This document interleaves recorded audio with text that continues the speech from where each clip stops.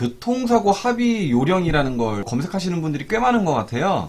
그래서 같이 인터넷에 제가 지금 네이버를 한번 쳐서 확인해 보도록 하겠습니다. 궁금하신 분들은 계속 봐주세요. 인터넷에 교통사고 합의 요령이라고 쳐봤더니 이런 블로그랑 포스팅이 굉장히 많네요. 지금 전체적으로 혼자 조금 봤어요. 그래서 제가 정리를 해드릴게요. 장애 진단은 보험회사 자문병원에서 절대 받지 않는다.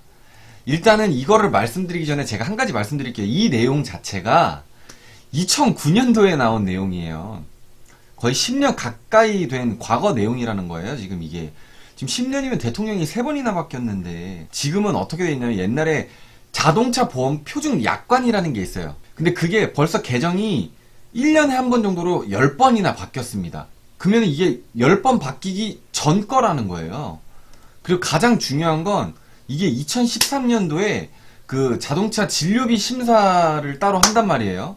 차 사고로 인한 거. 그게 이제 심평원이라는 곳, 건강보험심사평가원이라는 데로 넘어갔어요. 거기로 위탁됐단 말이에요. 그래서 보험회사에서 직접적으로 하는 경우가 많지 않아요. 치료비 내용은. 기본적 합의금은 일단 보험회사에서 지급을 하는데 그 심사평가원에 관한 거는 이미 위탁이 끝났기 때문에 지금 여기서 말하는 장애진단은 보험회사 자문병원에서는 절대 받지 않는다. 2, 3주 진단 쉽게 줄지 모르겠지만 그 이상은 아니다 라고 얘기를 하죠. 2, 3주 진단 주수 별로 그렇게 신경 쓰지 않아요. 경찰 쪽이나 신경을 쓰지 그런 거 아니고서는 보험회사에서는 크게 신경 쓰지 않아요. 형사 합의와 보험 합의는 민사기 때문에 달라요. 근데 중과실 사고로 형사 합의까지 같이 들어가면은 주수가 상관이 있을지 모르겠지만 그거 아닌 이상은 큰 문제 없어요. 전혀 신경 쓰지 않아요. 그러니까 별로 맞는 말 아니에요. 진단기록을 넘겨주지 않는다. 소송에서 보험회사가 유리한 자료로 쓸 수 있기 때문에 안 좋다. 자, 진료기록을 숨겨봐야 별 소용이 없습니다. 뭐 사고에 따라서 약간 달라요. 아주 경미한 사고나 뭐 이런 거야 크게 뭐 진료기록을 그냥 주지 않아도 합의되는 경우도 있어요.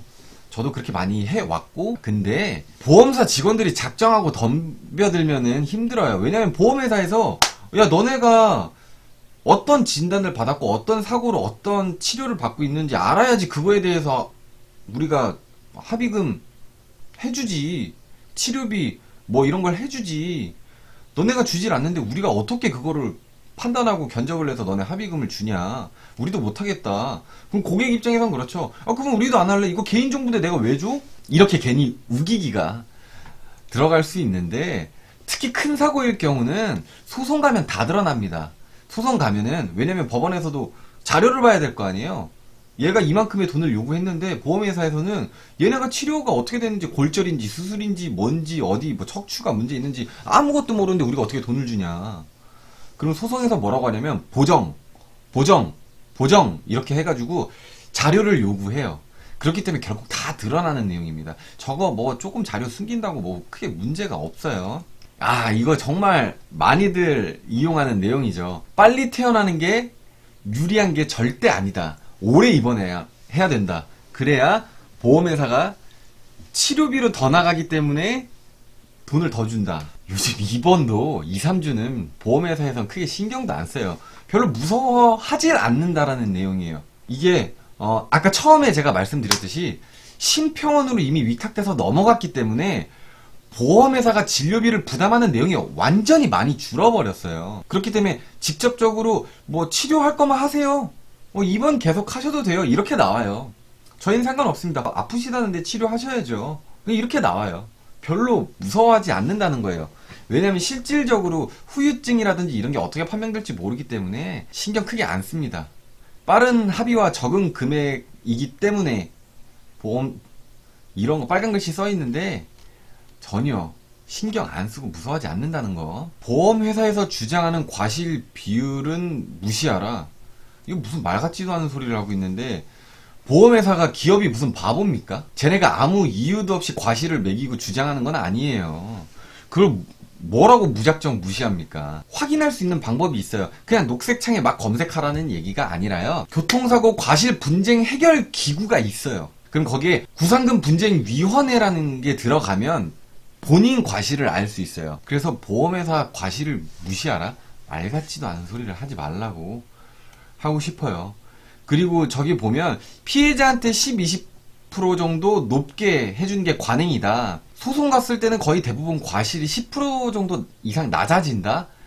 이거 진짜 엄청난 착오가 있는 내용인데, 오히려 소송 가면은 나는 낮아질 거라 생각했는데 오히려 내 과실이 더 높아지는 경우가 훨씬 많습니다. 생각보다 많아요. 그러니까 저거 절대 현혹되면 안 됩니다. 굉장히 큰 실수를 할 수 있어요. 입원하는 동안 월급을 받던 안 받던 휴업 손해액은 같다? 이거는 제가 아까도 봤는데 반은 맞아요. 뭐가 맞냐? 2주 진단이면 월급의 50%를 받는 것이 정상이다라고 하지만 50%가 아니라 좀 낮아요. 약 한 40% 정도를 받아요. 50%까지는 아니에요. 뭐 85%까지 뭐 이렇게 약관상 정해진 내용도 있긴 한데 거의 대부분 약 40% 정도 플러스 마이너스로. 그리고 여기 두 번째 줄에 보면 법적으로 보장되어 있다라고 써있죠. 법적으로 보장 전혀 안 되어 있습니다. 이거 아예 틀린 말이에요. 그러니까 이거는 반만 맞는 얘기라는 거. 오히려 소송으로 가면 휴업 손해비를 100% 받을 확률이 훨씬 높습니다. 거의 100% 받을 수 있습니다. 그리고 밑에 보면 치료비 및 위자료도 같이 지급해야 된다? 이거는 무슨 헛소리인지 모르겠네요. 헛소리네요. 뭔 헛소리지? 그리고 필요한 촬영은 모두 받을 수 있다. 아니요. 절대 아닙니다. 아까 말씀드린 대로 심평원 기준에 맞춰야 됩니다. 물론 뭐 엑스레이, CT, MRI 등 뭐 한두 번 촬영은 할 수 있어요. 이 사람이 진짜 어떻게 다쳤는지를 확인하려면은 병원 가면 기본적으로 엑스레이는 일단 찍습니다. 그 기준은 골절이 있냐 없냐를 먼저 보는 거를 우선시하기 때문에 찍는 거예요. 근데 무리하게 MRI도 찍었는데 또 MLA도 찍고 뭐 다른 것도 찍고 전혀 그렇지 않아요. 기준에 맞지 않으면 병원이 부담을 해야 되는 게 있어요. 그렇기 때문에 심평원 기준이 있습니다. 무조건 막 찍을 수 없어요. 완전히 틀린 내용입니다. 뭐 밑에 보면 뭐 변호사와 손해사정인 차이 뭐 이런 것까지는 뭐 우리 보험사도 믿지 말아라. 이것도 솔직히 말 같지도 않은 소리예요. 옛날엔 좀 그런 거 있었어요.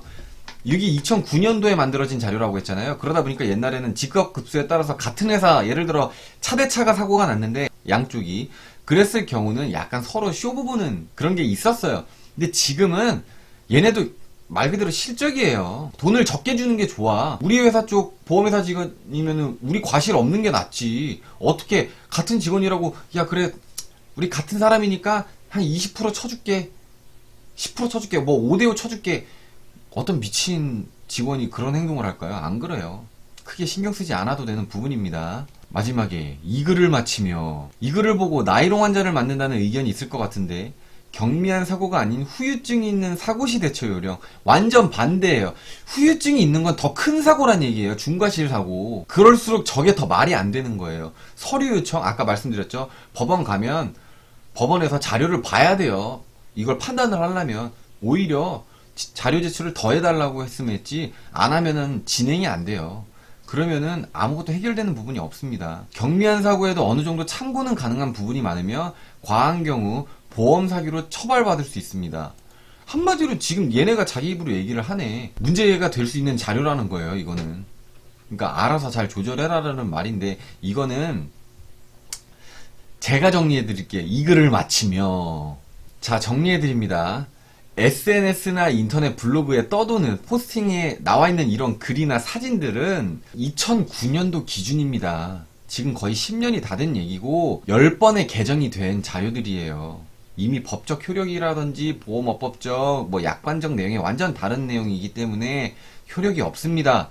그리고 내용적으로 제가 지금 순차적으로 보여드렸지만 전혀 도움이 안 되는 내용이에요. 맞지도 않고요. 절대 신뢰하지 마세요. 금융이라는 건 출처를 정확하게 알 수 있는 신뢰할 수 있는 자료를 사용을 하고 참고를 하거나 금융 전문가에게 확인하고 문의하시기 바랍니다. 아시겠죠?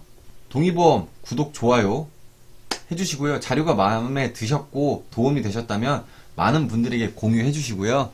감사합니다.